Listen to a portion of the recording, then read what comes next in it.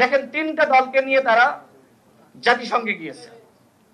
এখানে শুধুমাত্র 3টা দলের মাধ্যমে আজকের এই সেমিনার সফল করা সম্ভবপর নয়।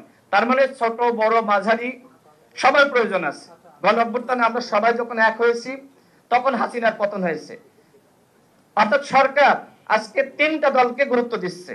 এই 3টা দলকে যদি আপনারা এক জায়গায় আনতে পারেন আমাদের আপত্তি নাই, কিন্তু আপনারা তো পারতেছেন না। তার মানে সবার প্রয়োজন আছে। দেখেন আমরা যে 9টি দল উদ্যোগ নিয়েছি, এই 3টা দলের মধ্যে দেখেন আমরা 9টা দল উদ্যোগ নিয়েছি। আমরা চাই সমঝোতা, অর্থাৎ সবার দরকার আছে। কিন্তু সরকার যে ব্যয়বহুল সফর 104 জনকে নিয়ে গেল, তাহলে হাসিনার মধ্যে পরিবর্তন কোথায় আসলো? হাসিনাও তো এইভাবে বিশাল বহর নিয়ে উড়াল দিত।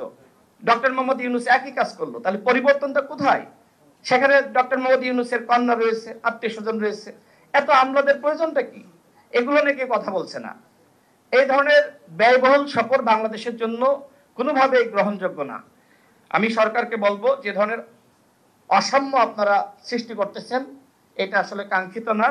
আমরা দেখলাম যে সেখানে আপনারা 3টা দলকে নিয়ে গেলেন। আমি আগেই বলেছিলাম যে হয়তো আপনাদের প্রোটেকশনের জন্য আওয়ামী লীগের নেতাকর্মীরা সেখানে হয়তো তারা হামলা করতে পারে। যে ধরনের ঘটনা ঘটেছে আপনারা দেখেছেন, যদিও নিন্দনীয়, কিন্তু আপনারা যে বৈষম্য উৎপাদন করেছেন এই কারণে দেখবেন যে অনেক দলগুলো তারা কিন্তু অনেকটা চুপ আছে, যে আপনারা আমাদের গুরুত্ব দেন না। সুতরাং এই ধরনের ঘটনা আপনাদের মুখোমুখি হওয়ার দরকার ছিল, অন্যথায় আপনাদের শিক্ষা হবে না। তো আমি আর কথা বাড়াচ্ছি না, কথা অনেক ছিল, যেহেতু অনেক অতিথি রয়েছে আমি অনেক বেশি বলে ফেলিয়েছি।